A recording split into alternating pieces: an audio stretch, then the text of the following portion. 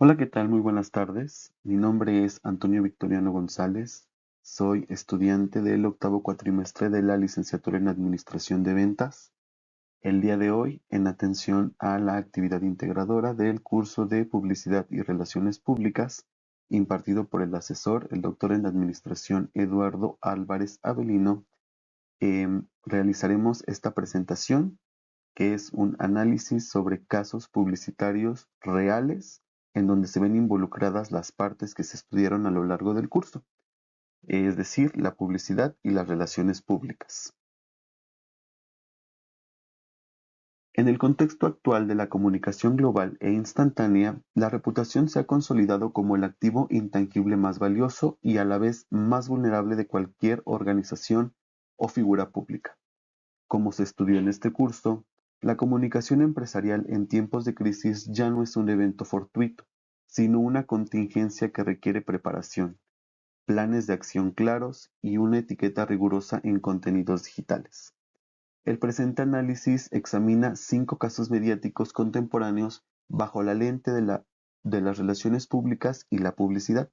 El objetivo es identificar cómo la ausencia de una comunicación integral de mercadotecnia y el descuido de la ética pueden transformar un incidente aislado en una crisis de reputación global.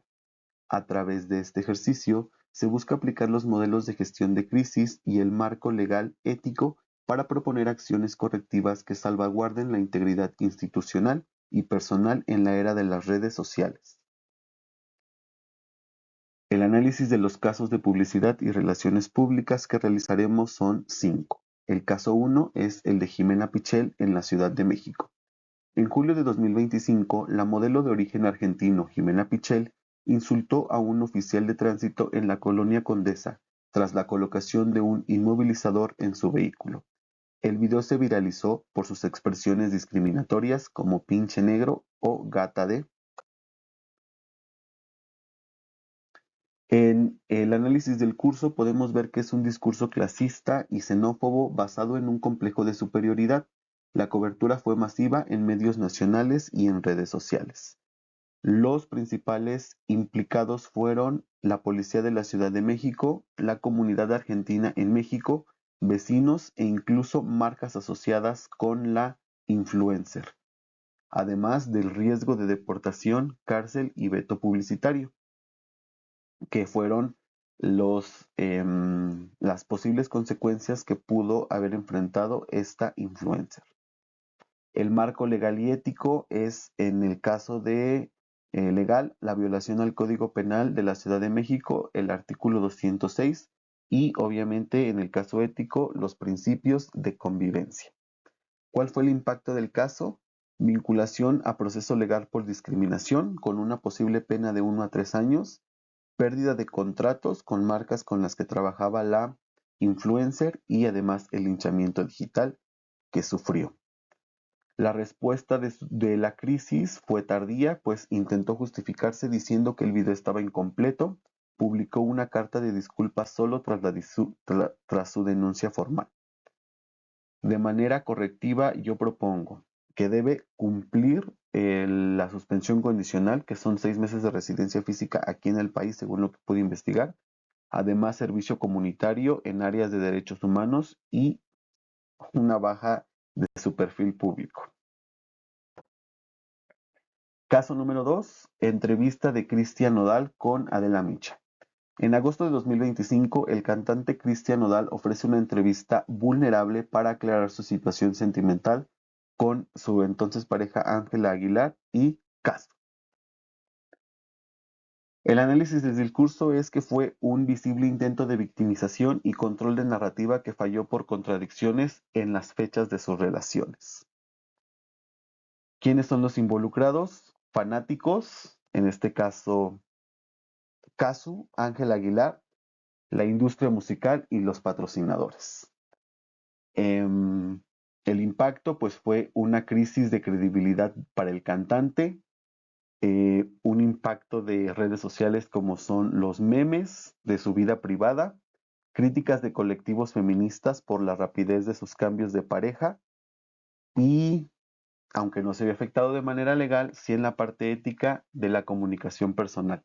además del impacto emocional en terceros, que en este caso es su hija. Su respuesta a la crisis fue reactiva. Los managers no prepararon al artista para preguntas de contraste, relojes de tiempo y además el mensaje fue difuso. Acciones correctivas, blackout mediático de temas personales, un enfoque estricto en su carrera musical y la contratación de un consultor de imagen especializado en gestión de crisis familiar. Este fue nuestro caso 2. Caso número 3. Boicot a Tortas El Manantial. En junio de 2024, la hija del dueño del negocio publicó contenido pro-Trump, Make America Great Again, con tintes xenófobos en una zona con alta población inmigrante en Phoenix, Arizona. El análisis del discurso pues fue un mensaje polarizante en un negocio cuyo núcleo es la cultura mexicana y es el discurso que causó indignación. Los involucrados son la comunidad hispana de Phoenix, empleados, muchos de ellos inmigrantes y proveedores.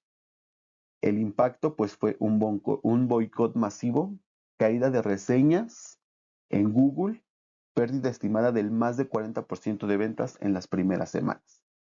De manera legal, pues impacta la parte de la libertad de expresión, en este caso de su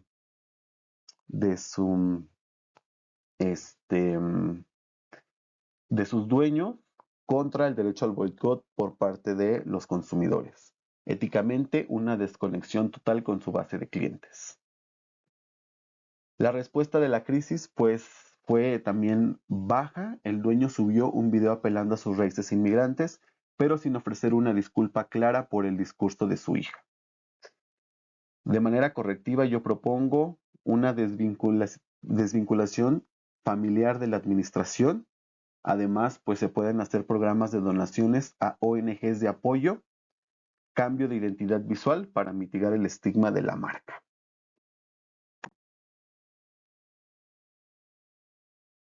Caso número 4, el Coldplay Gate. En julio de 2025, Andy Byron, CEO de Astronomer, y Christine Cabot, responsable de recursos humanos, son captados por la Kiss Cam en actitud íntima, siendo ambos supuestamente casados o en relaciones paralelas. Análisis del discurso. El silencio inicial de la situación permitió que la curiosidad se tornara en un juicio sobre la cultura laboral tóxica, que fue lo primero que se pudo dar a conocer por el silencio mediático que hubo también de estas partes. Los involucrados pues fueron la junta directiva de la empresa, empleados, además de los respectivos cónyuges y accionistas también de la empresa. El impacto mediático pues resultó en la renuncia de Christine Cabot, primero por salida de licencia y además una crisis de confianza en la empresa.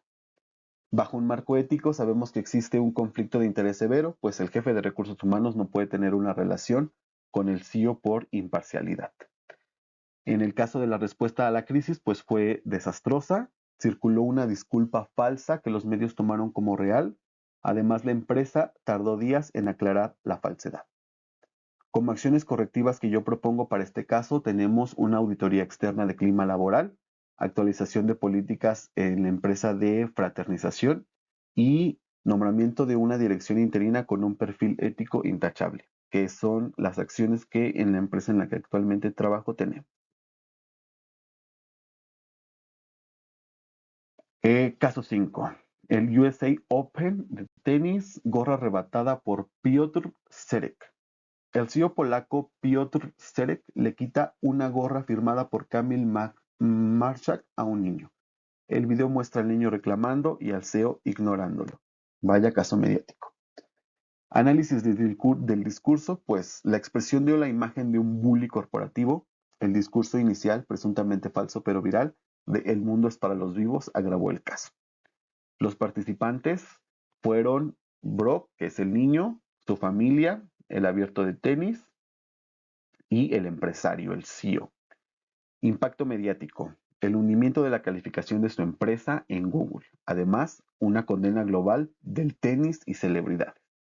Éticamente, pues muestra un comportamiento antisocial para un líder corporativo.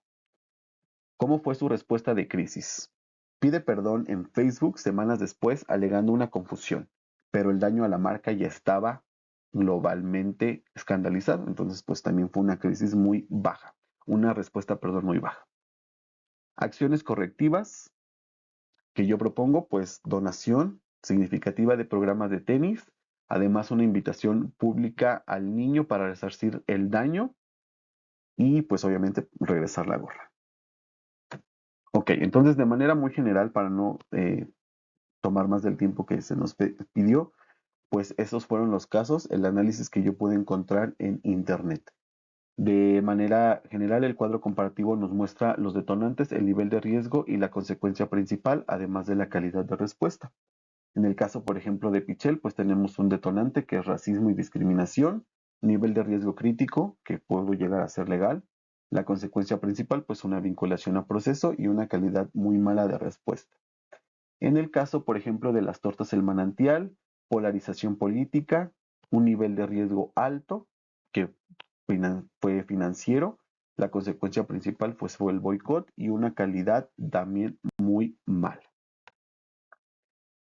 Recomendaciones. En la era de las redes sociales, el silencio de 24 horas es una confesión de culpa. Las organizaciones y figuras públicas deben tener un dark side o protocolos de respuesta inmediata. No se puede vender cercanía, como en el caso del nodal o de las tortas El Manantial, o ética, como en el caso Astronomer, si la vida privada o las redes de los allegados contradicen este discurso. La vigilancia de la huella digital es obligatoria.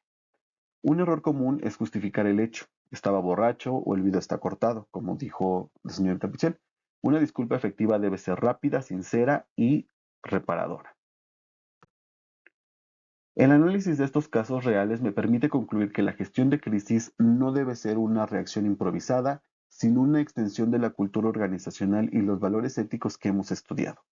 Como se observó en incidentes como el de Lady Racista o el Coldplay Gay, la rapidez de las tecnologías de la información exige que los responsables de relaciones públicas actúen bajo protocolos de respuesta inmediata, ya que el silencio o la justificación tardía suelen interpretarse como una aceptación de culpabilidad. Finalmente, queda demostrado que la ética y el marco legal no son solo requisitos normativos, sino pilares estratégicos. Una organización que ignora su entorno social o que permite incongruencias entre su discurso y sus acciones, como se evidenció en el caso del boicot a las torres en Manantial, enfrenta consecuencias financieras y reputacionales que pueden ser irreversibles. La lección fundamental de esta actividad es la prevención, la transparencia y la responsabilidad social, que son las mejores herramientas para las relaciones públicas modernas con las que podemos navegar en un mercado donde la confianza del público es el árbitro final del éxito. ¿Ok? Entonces, de manera muy general, este es mi análisis eh, y pues con todo respeto y agradecimiento al doctor por habernos permitido estar en este curso con él. Sería todo de mi parte. Muchas gracias.